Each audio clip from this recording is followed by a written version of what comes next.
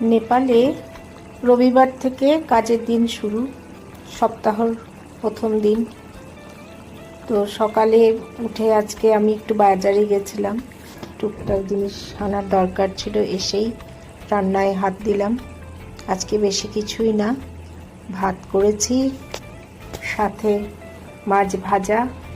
এই পোনা মাছগুলো এখানে খুব ভালো পাওয়া যায়, এগুলো রুই মাছের পোনা।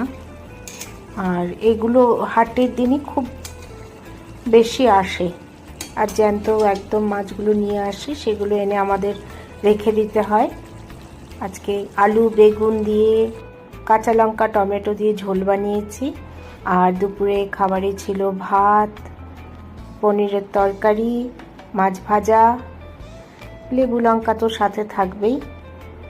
আর এই যে আলু বেগুন দিয়ে টমেটো কাঁচা লঙ্কার ঝোল। এই ছিল আজকে আমার দুপুরের মেনু। Thank you.